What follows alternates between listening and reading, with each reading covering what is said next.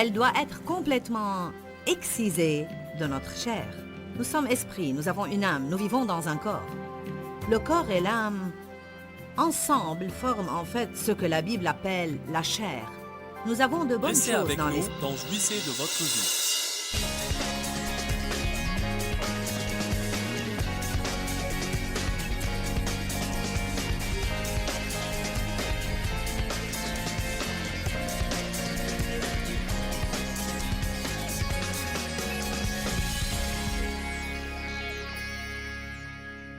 J'ai commencé une série la veille sur le 23e psaume. Le Seigneur est mon berger. Nous allons lire ce psaume au début de chaque session. Ce psaume est cité plus que tout autre peut-être pour réconforter les gens. Et Dieu veut nous réconforter. Amen.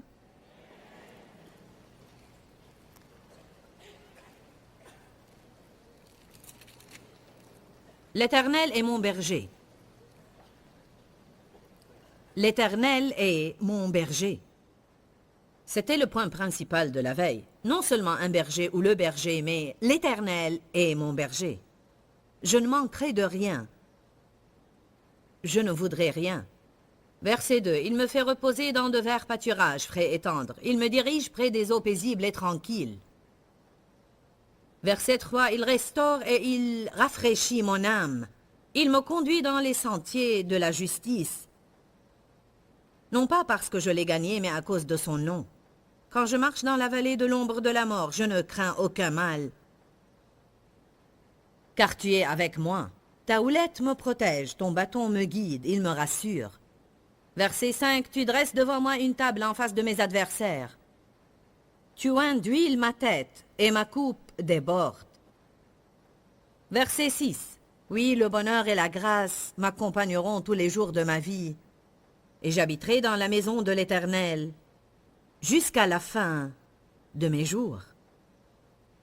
Hier soir, nous avons couvert l'Éternel est mon berger.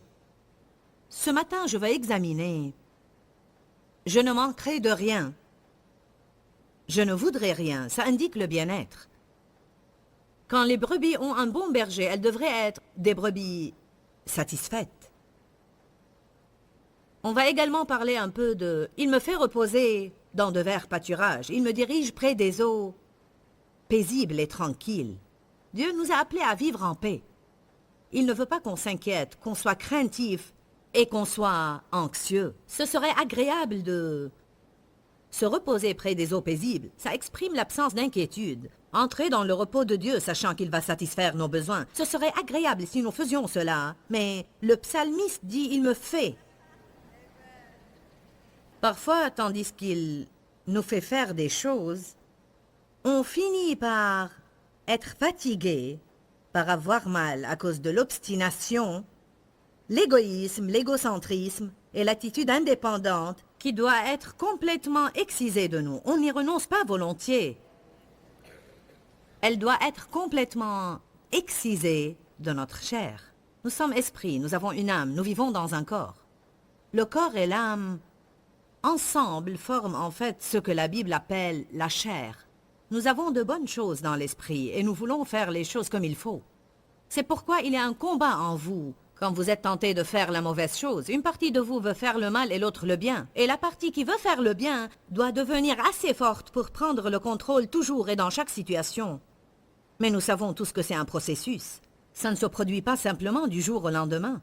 Allez à Colossiens chapitre 3, verset 5. Nous avons parlé en fin de soirée hier comment un berger met une marque sur chacune de ses brebis, une marque de propriété. Et en langue de berger, ça s'appelle être immatriculé. Ces brebis sont désignées comme appartenant à un certain berger. Ainsi, si elles errent ou s'égarent et arrivent dans le pâturage de quelqu'un d'autre, on sait toujours à qui elles appartiennent. Eh bien, cette marque est faite avec ce que les bergers appellent un couteau d'abattoir. Il y a tant de bonnes leçons à tirer des analogies entre les brebis et les enfants de Dieu et entre les bergers naturels et notre rapport avec le berger. Colossiens 3,5. Paul enjoint l'Église, faites donc mourir les mauvais désirs tapis dans vos membres, les tendances animales et tout ce qui est terrestre en vous. Si vous étudiez le mot chair en grec, c'est le mot grec sarx, S-A-R-X, et il signifie tendance animale. Quand nous marchons selon la chair, nous pouvons agir bien mal parfois, n'est-ce pas? Voire nous choquer nous-mêmes parfois. Je n'arrive pas à croire que j'ai agi de cette manière. C'est tragique de voir comment on agit des fois juste parce qu'on n'obtient pas ce qu'on veut, quand on le veut, et comme on le veut.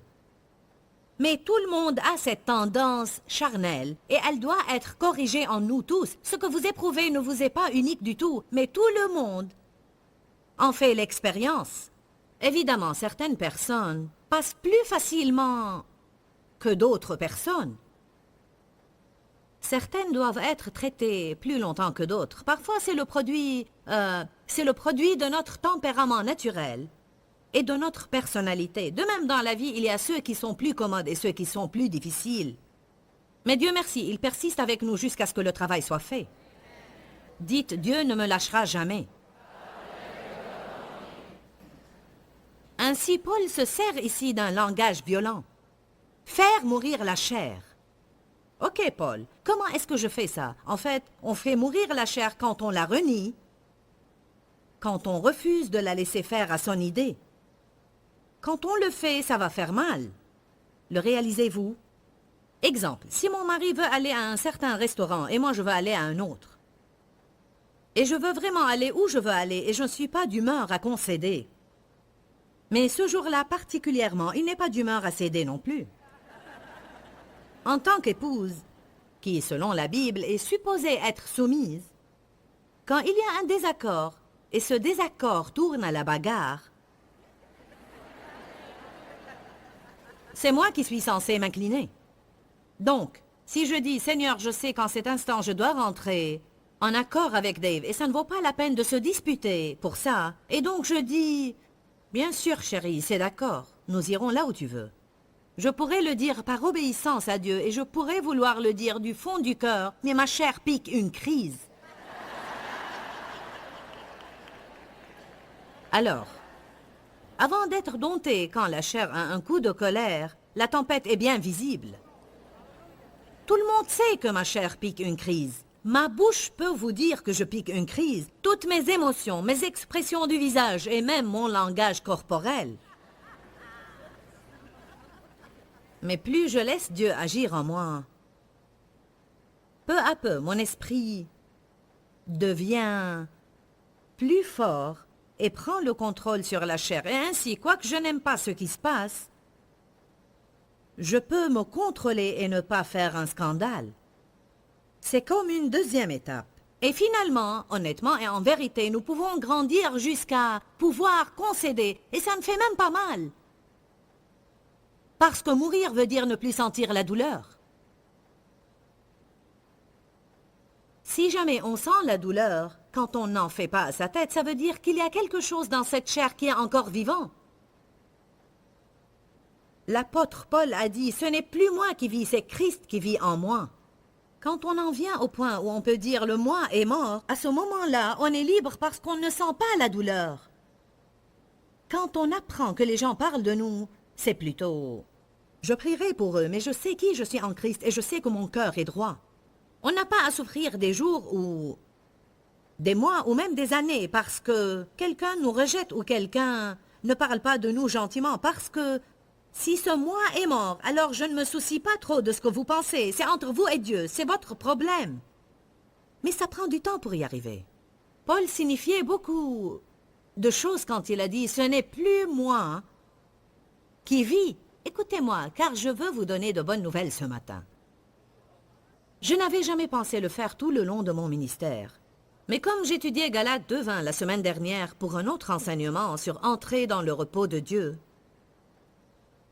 et comme j'examinais des écritures telles que Colossiens 3, faire mourir la chair, la priver de sa puissance, à régner sur vous.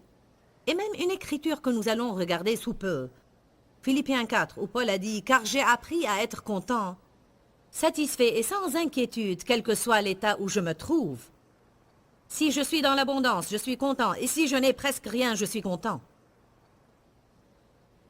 La clé est qu'il dit qu'il l'a appris. Mais voici ce que j'ai fait. Je n'y avais jamais pensé pendant 27 ans à étudier la parole. Je me suis demandé depuis combien de temps Paul était-il converti quand il a écrit Galates, Colossiens et Philippiens. Je me suis demandé combien de temps avait-il marché avec Dieu avant qu'il n'ait pu dire ça. Et qu'est-ce que j'ai découvert? Il avait marché avec Dieu au moins 25 ans quand il a écrit Galates 2, verset 20. Ce n'est plus moi qui vis. 35 ans quand il a dit « Faites mourir la chair, privez-la de sa puissance » et 36 ans quand il a dit « J'ai appris comment être content ». Eh bien, ça m'a encouragé. Je veux dire, ça m'a vraiment encouragé. Juste parce que Paul affirme ces choses ne veut pas dire qu'il les a dit quelques jours après son expérience sur son chemin vers Damas, qui d'ailleurs était absolument étonnante. Je veux dire, il a appris que Jésus était vrai. Tout à coup, une lumière venant du ciel resplendit autour de lui. Il tombe de son cheval, devient aveugle pour plusieurs jours jusqu'à ce que quelqu'un lui impose les mains pour être rempli du Saint-Esprit. Comment ne pas être plein de foi et grandir du jour au lendemain quand on a ce genre d'expérience? Vous savez pourquoi? Parce que les expériences ne vous mûrissent pas. Peu importe le nombre d'expériences miraculeuses que vous avez, elles ne vous rendront pas spirituellement mûrs. La seule chose qui nous aide à grandir, c'est éprouver, tenir et devoir faire confiance à Dieu, être mis dans des conditions qu'on ne souhaite pas et devoir dire, finalement, ou bien je vais être ennuyé toute ma vie, je vais être contrarié et fâché et avoir des problèmes toute ma vie, ou bien je vais apprendre à faire les choses comme Dieu. Amen. Est-ce que ça encourage quelqu'un ici de savoir que ça a pris Paul un bon moment aussi? Faire mourir la chair.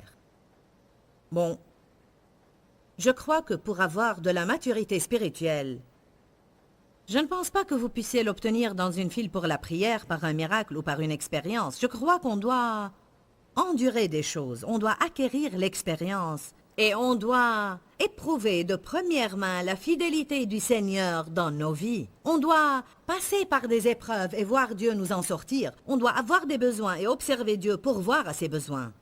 Et chacun de nous doit l'obtenir pour soi. On ne peut pas le recevoir de quelqu'un d'autre. Par exemple, quand j'ai dû subir une intervention chirurgicale, notre ministère était à ses débuts.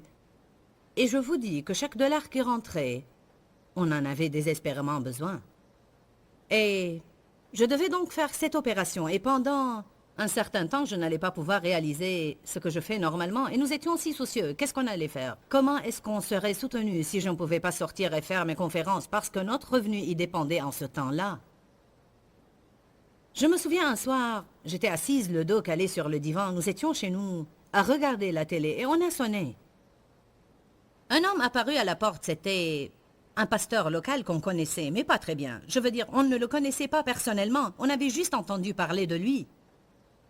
Et il a dit que Dieu l'amenait à prendre une direction différente dans sa vie et son ministère. Et ils avaient ce bâtiment d'église qu'ils possédaient, que le ministère possédait. Et le ministère, en fait, l'a vendu à quelqu'un d'autre. Et dans le domaine ministériel, si vous vendez une propriété qui appartient à un ministère, vous ne pouvez pas garder l'argent. Vous devez distribuer cet argent ou cette propriété à d'autres ministères. Donc, il prenait la recette de la vente de ce bâtiment-là et le distribuait à beaucoup d'autres ministères comme Dieu l'a conduit. Et ainsi, il nous a apporté un chèque de 10 000 $, qui à ce moment-là était comme 10 millions pour nous. J'ai vu la fidélité de Dieu au moment où j'avais besoin qu'il soit fidèle. C'est ces choses-là qui accroissent notre foi. Je me souviens, quand Dieu m'a dit d'arrêter mon travail à temps plein et de me préparer au ministère, de rester à la maison ne pas travailler et organiser mon emploi du temps où, bien que j'ai été maman et femme au foyer, que je puisse avoir le temps pendant la journée d'étudier et de rechercher Dieu. J'enseignais à une étude biblique dans une maison. Et littéralement, tout ce dont j'avais besoin, je devais le noter sur une liste de prières parce que je faisais la plupart de mes achats au brocante de maison. Je veux dire, si mes gosses avaient besoin de chaussures, je devais croire en Dieu de pouvoir trouver des chaussures pour 25 ou 50 centimes qui soient assez décentes pour être portées. Et je me rappelle avoir mis sur ma liste de prières « Dieu, j'ai besoin d'un nouveau poêle et de 12 torchons à vaisselle ». Ce que je vais vous dire, c'est produit. Une femme est venue à ma porte un jour et elle a dit « J'espère que vous ne pensez pas que je suis folle à lier, mais j'ai eu l'impression que Dieu m'a dit de vous apporter 12 torchons à vaisselle. »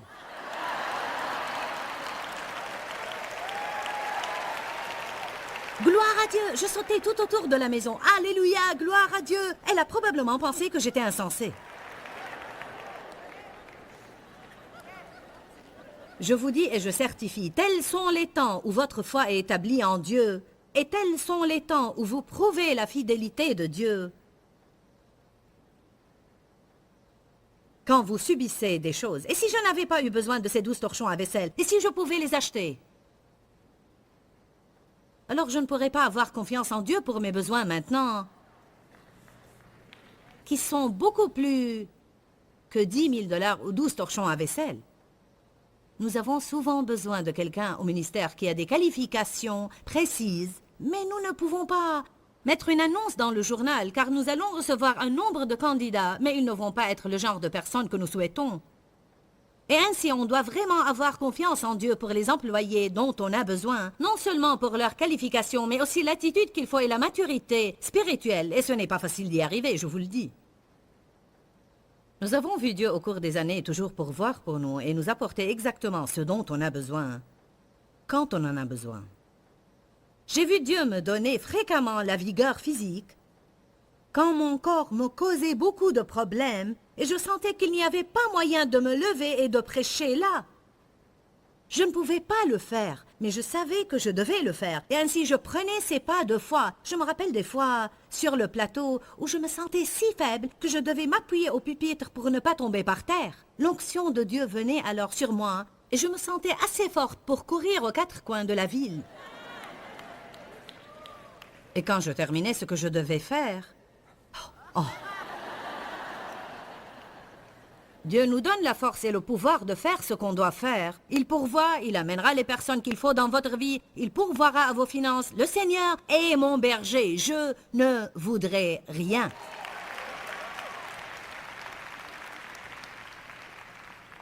Comme nous l'avons dit hier, pourquoi une personne raisonnable ne voudrait-elle pas devenir chrétienne, une enfant de Dieu et avoir le droit d'aller au trône, de prier et d'avoir ses besoins assurés? Une personne qui fait confiance au Seigneur peut vouloir des choses. Elle peut être en attente sur des choses, mais en même temps être très satisfaite. Il n'y a aucun mal de vouloir des choses, mais Paul dit « J'ai appris à être content, satisfait au point où je ne suis pas dérangé. » Je veux des choses. Mais je veux apprendre à être content au point où même si je veux voir ce changement, je peux ne pas être dérangé et à être satisfait dans l'état où je me trouve. Vous savez, je crois que c'est presque un art d'apprendre à être content là où vous êtes en chemin vers là où vous allez. Je m'aventure à dire que la plupart des gens ratent une grande partie de leur vie et une grande partie de la joie que Dieu veut leur donner. Parce qu'ils pensent toujours « je serai tellement heureux quand ». Vous savez quelque chose, je me reprends moi-même à le dire tout le temps et j'essaye de briser cette habitude. Je serai heureuse... Je serai heureuse quand vendredi soir viendra parce que nous allons à ce restaurant que j'aime. Je serai heureuse quand cette situation-là est révolue. Je serai heureuse quand, je serai heureuse quand, je serai heureuse... Ah, je serai heureuse quand il sera temps d'aller à telle ville ou à telle ville. Est-ce que vous vous entendez dire cela? Commencez à vous écouter. Je serai content quand, je serai heureux quand, je serai heureux quand. Bon, que dire de maintenant? Quand allons-nous être heureux maintenant? Si je suis toujours heureux quand, alors je rate ma vie tout entière. Parce que notre vie est dans le présent, non pas dans le futur ou dans le passé, mais maintenant. Bien que j'apprécie et j'aime faire ces conférences, vous savez, je travaillais tout le temps dans ces conférences et j'en ai fait tellement. Maintenant, nous en faisons environ 18 par an. Il y avait un temps où j'en faisais 36 par an. En plus d'autres choses. Celles-là étaient les années formatives, les années du début, où bien que nous travaillions dur maintenant, nous devions travailler encore plus dur alors. Je me rappelle un temps où je pensais, j'allais à la conférence et je pensais, je serai contente quand ça sera terminé. Non parce que je n'éprouvais aucun plaisir à les faire, mais parce qu'on avait l'habitude de penser comme ça. Vous savez, je serai heureuse quand samedi viendra, je pourrai rentrer et me détendre. Dieu m'a dit, tu fais tant de conférences, pendant que tu y es, vaut mieux apprendre à les apprécier ou tu ne vas jamais te réjouir. Et donc j'apprécie ce que je fais. Je veux avoir plaisir à être ici. Je ne veux pas le prendre comme... Je serai heureuse quand ce sera fini. Je ne veux pas que les dirigeants de la louange et les musiciens et les gens qui nous accompagnent, il y a 50 personnes qui voyagent avec nous et je ne les veux pas avec moi à chaque conférence à penser « je serai heureux quand ce sera fini ». Ce n'est pas comment Dieu voudrait qu'on soit. Il veut qu'on apprécie tout ce qu'on fait. Il veut que nous jouissions de chaque aspect de notre vie. Ne pas détester votre travail et ne pas attendre impatiemment vendredi soir.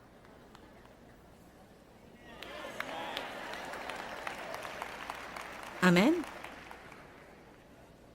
Appréciez où vous êtes, en chemin vers là où vous allez. Pour le contentement, on doit apprendre à être satisfait avec moins. Je ne m'attendais pas à avoir trop d'amen, car personne ne veut moins, tout le monde veut plus. À mon avis, plus ne nous rend pas toujours plus heureux. Des fois, avoir plus nous donne plus de responsabilités, plus de choses dont il faut s'occuper, et plus de quoi grogner et pester. Dieu, je veux une plus grande maison, une plus grande maison. Maintenant, je moquerai parce que je dois la nettoyer.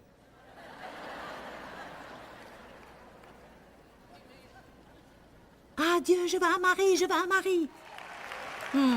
Mais nous n'avons pas besoin d'en parler.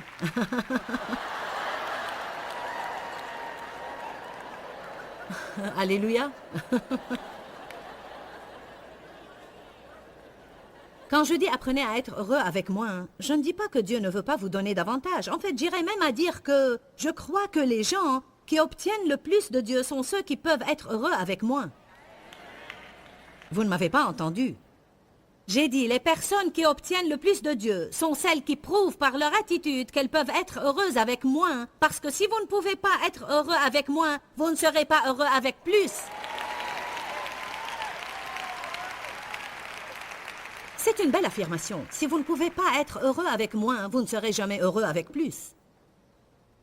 Pourquoi pensez-vous que nous avons eu des années de disette, des épreuves et des tribulations et toutes sortes de difficultés avant d'entrer dans les années de la vie dans la terre promise? Pourquoi devons-nous passer par le désert avant d'arriver à la terre promise? Parce que c'est dans le désert que notre caractère se développe. Si nous ne voulons pas passer par des épreuves, nous serons sans caractère et nous serons comme un arbre sans racines. Il paraît ferme, mais le premier orage va le faire tomber et le détruire. Philippiens 4:11. Allons y jeter un coup d'œil, bien que je l'ai déjà cité, on doit le voir ce matin de nos propres yeux.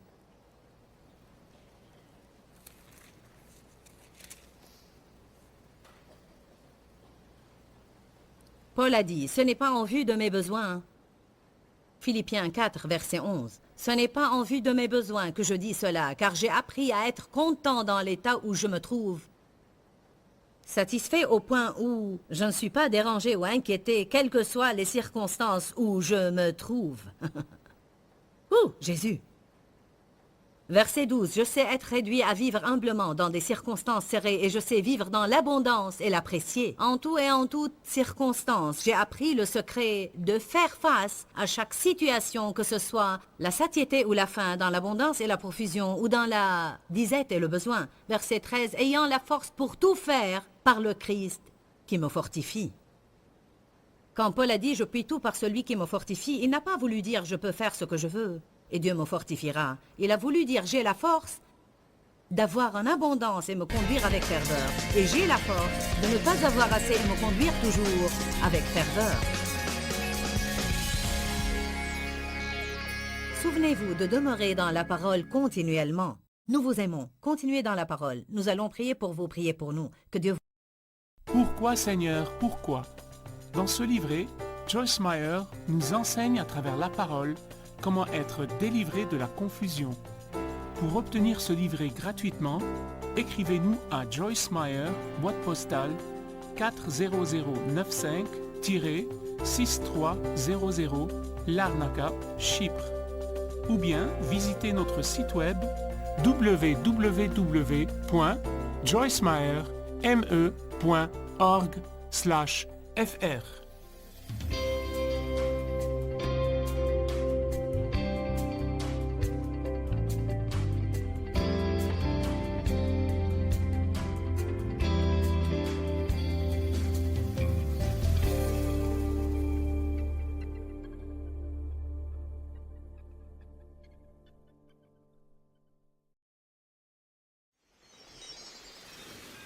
Parfois, il faut nettoyer la crasse avant d'accéder à la relation appropriée que Dieu veut que vous ayez.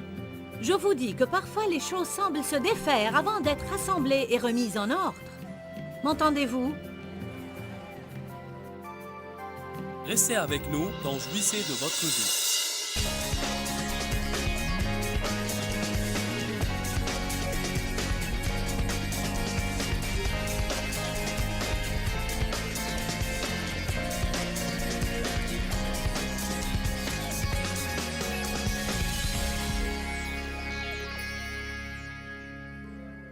Paul a remis ce qu'il avait dans les mains du berger. Et le contentement n'a besoin de se mesurer à personne d'autre. Le contentement n'a pas besoin de comparer ses possessions, ses dons et talents, comment on se présente, ce qu'on possède. Être quitte de la comparaison est formidable. David l'affirme dans les psaumes. « Je ne voudrais rien. » Vous savez, c'est le témoignage d'une foi accomplie. Comment peut-il faire ce témoignage? Parce qu'il sait, à cause de ce qu'il a enduré, que mon Père prendra toujours soin de moi. David témoigne « Je ne voudrais rien », bien qu'il ait eu un de ses propres fils, Absalom, qui essayait d'usurper son trône. Et il affirme quand même « Je ne voudrais rien ». Qu'est-ce que j'éprouverais si un de mes enfants se tenait tapis derrière mon dos pour usurper mon ministère? Je me demande si je suis assez mûr et assez avancé pour dire « L'Éternel est mon berger, je ne voudrais rien. Il me fait reposer dans de verts pâturages, il me dirige près des eaux paisibles. Il restaure et refait mon âme. Ma coupe déborde. » Je veux continuer à progresser jusqu'à y arriver. David dit dans le psaume 91:7 que 1000 tombent à mon côté, je ne serai pas atteint. Dieu prendra soin de moi. 1 Timothée 6 et 7 dit « C'est une grande source de gain que la piété avec le contentement. Car nous n'avons rien apporté dans le monde et il est certain que nous n'en pouvons rien emporter. Ne donnons pas aux possessions plus d'importance qu'il ne le faut. Ne faisons pas de la position plus qu'on le doit. » Dans la vie, on rivalise bien des fois pour des positions. Je veux être le premier, le plus fort, le plus grand, le patron, celui qui a l'autorité. Je ne veux pas avoir le dessous. Je ne veux pas qu'on me dise, je veux dire. Ah mon Dieu. Madame Guillon est un grand auteur du XVIe siècle qui a beaucoup enseigné sur la maturité spirituelle. Elle enseigne un principe d'acceptation avec joie. Autrement dit, j'accepte tout ce qui me vient avec joie et j'apprends à ne pas résister toutes mes circonstances parce que je viens à croire que Dieu travaille dans chacune de mes circonstances. Dieu est quelque part dans cette circonstance si je sais l'y trouver. J'ai eu une situation contrariante avec quelqu'un il y a 2 semaines. Difficile, malaisée, pas ce dont j'aurais voulu m'occuper. Pénible, émotionnellement fatigante. Et au 2e jour, ça m'est venu à cœur parce qu'en réalité, je lisais ce livre de Watchman Nee qui a un chapitre sur le fait que Dieu est en toutes nos circonstances. Bien que je je le sache et que j'ai pu l'avoir enseigné dans le passé, je ne suis pas différente de qui que ce soit. Je dois être rappelé ces principes et ces vérités que nous trouvons dans la parole de Dieu. Ainsi, c'était encore frais dans mon esprit que Dieu œuvre dans nos circonstances, de sorte que dans cette situation, j'ai dit à cette personne, peu importe à quoi ça peut ressembler maintenant, peu importe à quel point ça peut nous sembler terrible, je sens dans mon cœur, j'ai senti réellement dans mon cœur que Dieu agissait dans cette situation et que d'une façon ou d'une autre, elle allait engendrer une liberté. Et même plus de familiarité et d'intimité entre nous, parce que parfois il faut nettoyer la crasse avant d'accéder à la relation appropriée que Dieu veut que vous ayez. Je vous dis que parfois les choses semblent se défaire avant d'être rassemblées et remises en ordre. M'entendez-vous? On ne peut pas faire des petits pansements sur tout et s'attendre à ce qu'elles se rétablissent. Parfois on doit nettoyer la blessure. Vous m'entendez? Vous ne pouvez pas simplement faire des petits pansements et vous savez, je vais juste recouvrir ça et je vais juste... Ainsi nous finissons avec des bandages partout, spirituellement et émotionnellement. Mais rien n'est guéri, parce que nous ne voulons pas éprouver la douleur de laisser quelqu'un ouvrir la blessure et nettoyer l'infection et la laisser guérir. Amen. Certains passent par ce processus actuellement. Dieu a ouvert de vieilles blessures dans votre vie. Il nettoie certaines infections pour que vous puissiez avoir de bons rapports avec les gens. Car si ces maux ne sont pas traités dans votre vie, vous n'aurez jamais de bonnes relations. Même si vous viviez jusqu'à l'âge de 250 ans, vous n'aurez jamais de bons rapports avec qui que ce soit. Et vous passerez d'une relation à l'autre, détruisant l'une après l'autre, après l'autre, après l'autre, jusqu'à ce que vous permettiez à Dieu d'ouvrir quelques blessures dans votre vie que vous ne voulez pas traiter, quelques plaies puantes, quelque chose qui est mort depuis longtemps et qui a été enterré. Vous avez oublié, mais Dieu n'a pas oublié. Amen. Vous savez, effectivement, nous sommes maintenant dans cette relation. Et à cause de cette situation que nous avons eue, nos rapports sont déjà indubitablement 100 fois mieux. Nous devons traverser pour dépasser. Je dis tout le temps, la seule sortie est à travers. Personne n'aime la confrontation, mais il n'y a pas de liberté sans confrontation. La vérité vous affranchira. Non pas la cachette, mais la vérité. Et non seulement la vérité de la parole de Dieu, mais de la vérité dans tout en appliquant la parole de Dieu dans nos vies et situations. Confronter la vérité sur notre personne, agir honnêtement avec les gens, ne pas aller dire aux gens tout le temps oui, oui, oui, oui, oui, quand votre cœur s'écrit non, non, non, non. Alors vous finissez par être manipulé et contrôlé. Il y a de l'amertume et de la rancœur et vous détestez la personne. Mais vous seriez loué soit Dieu. On n'est pas libre quand on fait ça. Amen.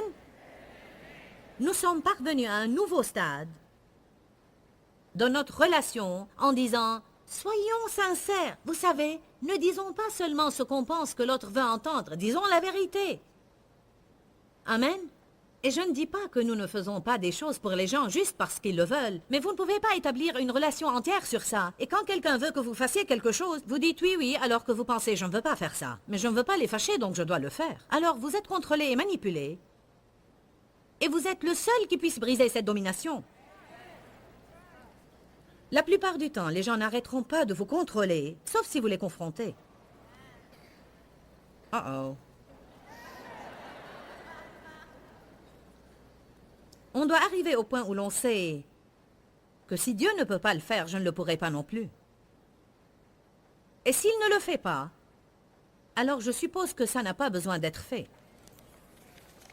Allons, je crois que je dois dire cela à nouveau. Si Dieu ne peut pas le faire, je ne peux certainement pas le faire moi-même. Et si Dieu ne le fait pas, alors je suppose que ça n'a pas besoin d'être fait. Amen.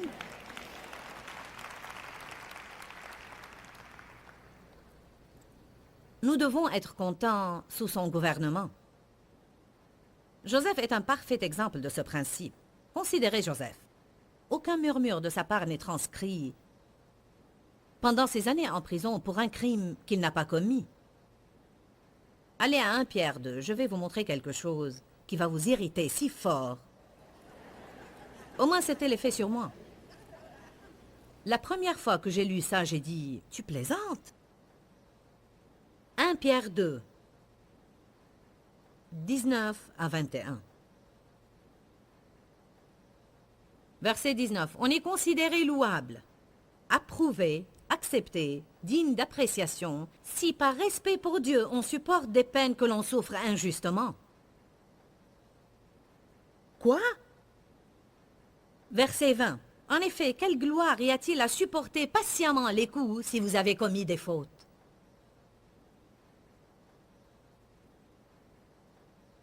Il dit, qu'est-ce que ça prouve? Vraiment, si vous méritez d'être puni et vous êtes patient. Mais si vous souffrez avec patience après avoir fait le bien, et c'est injuste, alors c'est une grâce aux yeux de Dieu et agréable à Dieu. En fait, je pense, quelle sorte de Dieu est-il qui soit heureux quand je souffre parce que j'ai fait le bien? Ne faites pas les saintes nitouches comme si vous ne vous êtes jamais demandé cela. Laissez-moi maintenant vous rendre furieux. Verset 21. Or, c'est à cela que vous avez été appelés. Ah bon? C'est ma vocation de souffrir quand je fais le bien. Je pensais que si je faisais le bien, je serais béni. Oui, nous le serons à la fin, mais laissez-moi vous montrer quelque chose. En fait, la Bible amplifiée le dit ainsi. C'est inséparable de votre vocation. Si nous allons être chrétiens, il n'y a pas moyen de nous en sortir. Vous allez apprendre à être maltraité, à avoir une bonne attitude. N'est-ce pas là le plus grand aïe que vous ayez jamais entendu dans votre vie? Impossible de trouver la chair de qui que ce soit ici qui soit encouragé à l'entendre. Pas une. Verset 21. Parce que Christ aussi a souffert pour vous, vous laissant un exemple, afin que vous suiviez ses traces. Mais de quoi s'agit-il ici? Ça m'a pris des années pour constater ceci. Ces écritures m'ont tracassé pendant des années et finalement je les saisis. Ce n'est pas ma souffrance imméritée qui plaît à Dieu. C'est moi exhibant une bonne attitude quand je souffre injustement qui plaît à Dieu. Parce que c'est un témoignage que, peu importe ce qui se passe dans ma vie, je te fais confiance.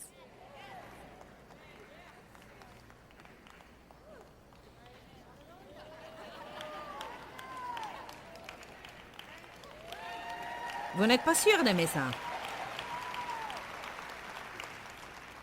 Si vous le crachez, je vous le ferai manger d'une autre manière. Ne soyez pas comme ces bébés qui, lorsque les épinards parviennent à leur bouche... Vous l'avez vu? Aussi longtemps que vous leur donnez des pêches, ils sont heureux. Mes enfants ont toujours aimé les pêches et la purée de bananes. Mais les épinards et les pois, ma parole, ils puent. Je ne sais pas non plus comment n'importe qui peut manger ces aliments pour bébés. Mais ils doivent les avaler, car ils mourront s'ils ne mangent que du dessert. Ce serait bien agréable de me tenir ici et vous dire toute la journée que Dieu veut vous bénir et comme vous êtes gentil, etc., etc. Mais je vous dis maintenant que de même que Dieu veut nous bénir, nous devons apprendre à avoir une bonne attitude quand nos circonstances ne sont pas justes. Sinon, qu'est-ce que je prouve à votre avis? Il dit, en fait, si vous commettez des fautes et vous êtes puni et vous décidez, bon, je serai patient dans ma souffrance parce que je mérite la punition. Il dit, alors là, vous n'avez rien prouvé du tout. Mais si vous ne méritez pas la punition, et si quelqu'un vous juge d'une façon injuste, et si vous êtes tout le temps incompris, et l'on vous critique, et vous vous sentez dire, tu ne réalises pas par quoi je passe, tu n'as aucune idée de moi ou de ma vie. J'ai eu l'occasion de me plaindre ce week-end. Nous avons vu des étrangetés dans notre chambre d'hôtel. Et elles semblaient toutes être dans la salle de bain. C'est ma salle de bain. Dave a eu une jolie salle de bain. Il disait, oh, c'est magnifique, une belle salle de bain, bon éclairage, grande douche. Ma salle de bain a un problème. Déjà, quand vous mettez l'eau dans le lavabo, elle ne draine pas. Le robinet d'eau froide fonctionne, mais le robinet d'eau chaude, non. Mais la meilleure chose, en fait, c'est la baignoire qui a cet ajutage de douche qui est sur la baignoire. Ainsi, si on veut prendre une douche, on doit la prendre et faire ça, ce qui ne me dérange pas car je prends un bain de toute façon. Le seul problème, c'est que lorsqu'on utilise la baignoire, la douche fonctionne avec et arrose toute la salle de bain et on ne peut pas la fermer parce que le truc qui la ferme ne marche pas. Ainsi, pour prendre un bain hier, j'ai dû étancher toute la salle de bain après avoir rempli la baignoire. C'était très drôle. Vous pensez que nous ne passons pas par des expériences? La nuit dernière, pour fermer les rideaux pour qu'on puisse se déshabiller, nous avons dû les attacher avec des épingles de sûreté, car les cordelettes ne fonctionnaient pas. Et je suis dans un bon hôtel.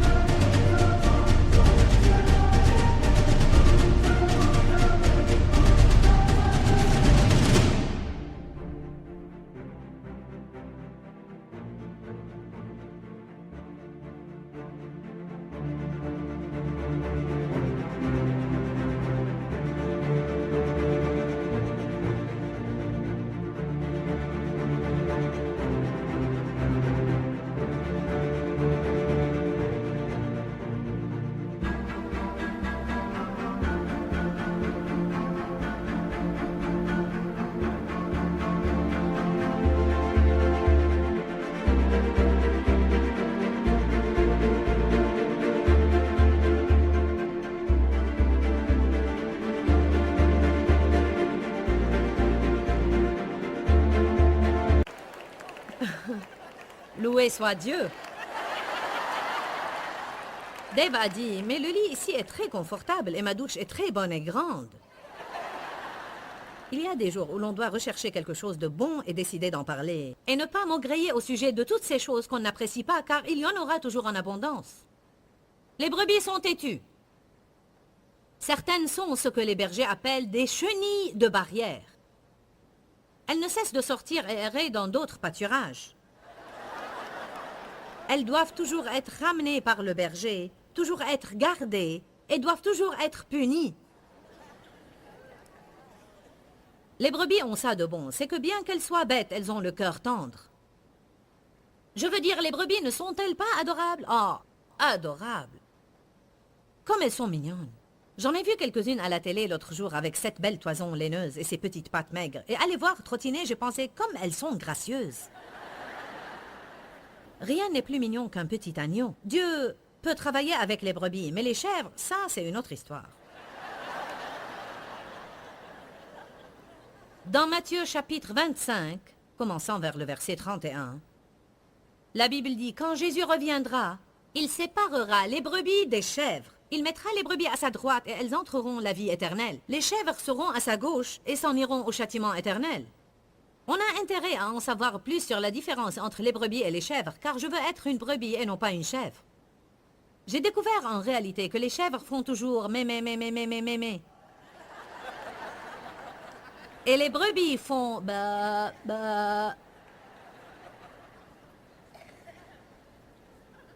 Stupide brebis, tu as encore des ennuis. Ba. Dites-le à une chèvre et elle dit mé. J'ai demandé à ma secrétaire de faire une étude sur les chèvres sur Internet, et voilà ce que nous avons découvert. Une chèvre est intelligente, sensible, espiègle, prompte à réagir à l'attention et l'affection individuelle. Quand j'ai entendu ça, j'ai pensé, elles ne m'ont pas l'air trop mauvaises. Mais c'est en surface. Elles sont également impulsives, imprévisibles, malignes et contradictoires. Et j'ai découvert que Dieu préférerait avoir une brebis qui a un cœur tendre et plutôt niaise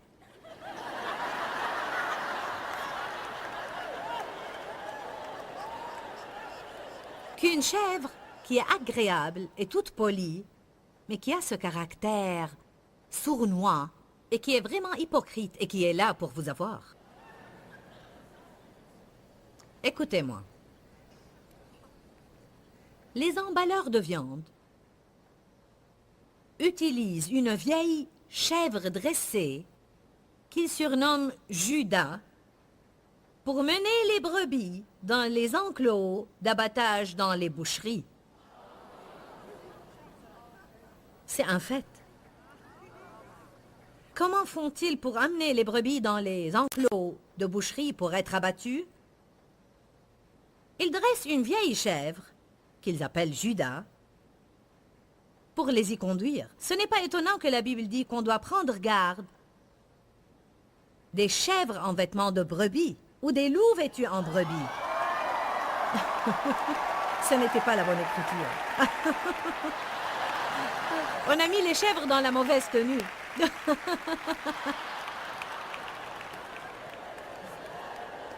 Ce n'est pas étonnant que la Bible nous enjoint de rester à l'écart des chèvres. Certains ont des chèvres pour amis.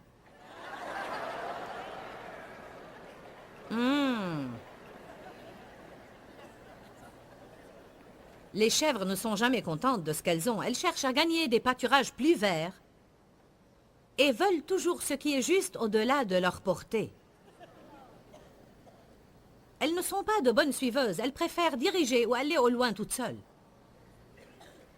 Les chèvres dans une assemblée ont tendance à la diviser et à égarer les fidèles. Un chrétien qui serait désigné comme un chrétien chèvre serait quelqu'un d'imprévisible, qui pense qu'il est au-dessus de tout, qui prend le contrôle dans chaque situation, ne fonctionne pas dans un groupe et ne veut pas être dirigé. Il s'appelle une chèvre. Une brebis dressée suit le berger, avance paisiblement avec le troupeau. La brebis est contente d'être menée parce qu'elle fait confiance au berger. Une brebis entend la voix du berger et va où il la conduit. Mais une chèvre va à son gré, ainsi suscitant la désunion en ceux avec qui elle rentre en contact. Je veux être une brebis obéissante, qui suit la voix du bon berger, pas une chèvre. Bah... Je saurais mieux le faire avant la fin du week-end. J'ai dit que... J'ai fait une remarque que la Bible dit qu'il nous fait reposer dans de verts pâturages. Avez-vous jamais vu l'image de Jésus qui marche avec un troupeau de brebis, mais portant une brebis autour du cou? L'avez-vous jamais vu?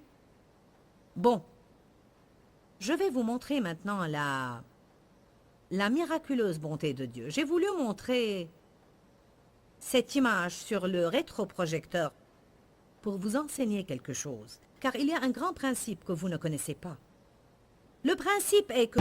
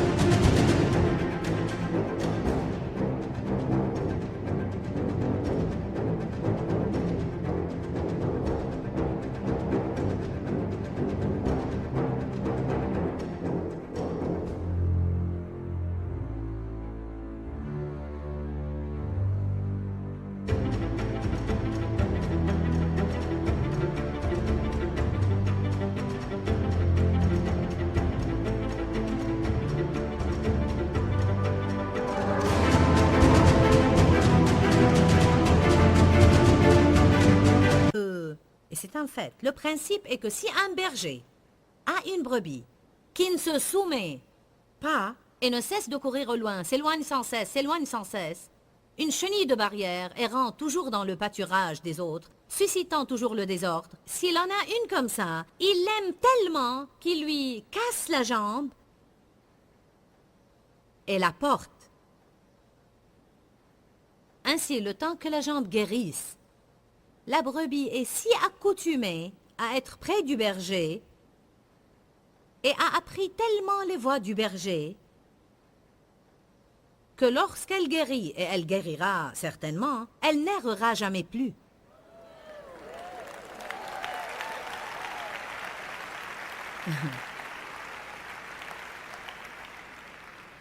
J'aime cette analogie. Parce que je me rappelle les années de ma vie où il se passait des choses et je pensais, mon Dieu, tout ça n'a vraiment aucun sens. Ça fait si mal. Ce n'est pas juste. Ce n'est pas correct. Et dans quelque chose que j'ai lu, j'ai aperçu cette analogie. Et j'ai su qu'il avait affectueusement cassé mes jambes.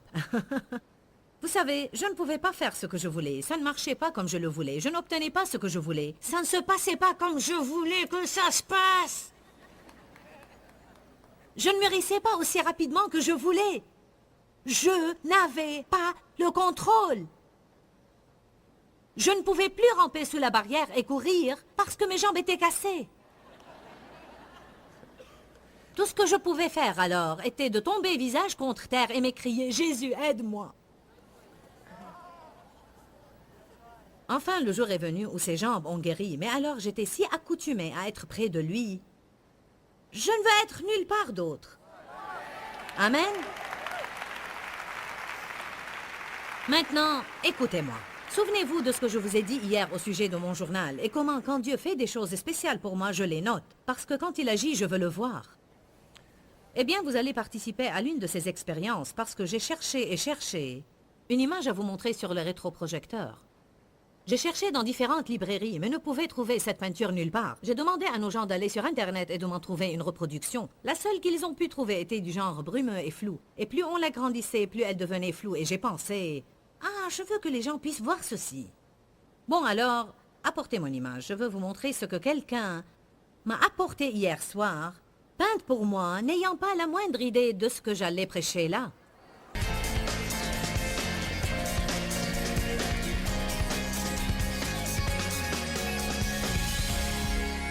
Béni soit Dieu, quel thème impressionnant. Je ne...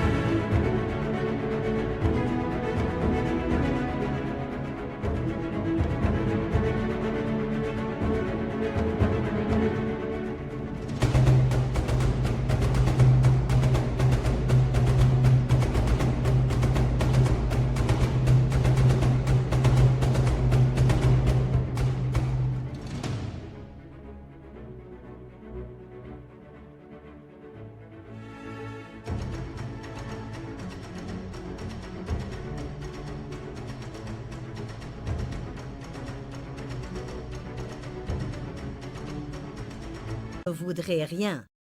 C'est probablement l'une des choses qu'on devrait dire à haute voix de notre propre bouche pendant les 2 ou 3 premières minutes de notre éveil chaque jour. Je ne voudrais rien.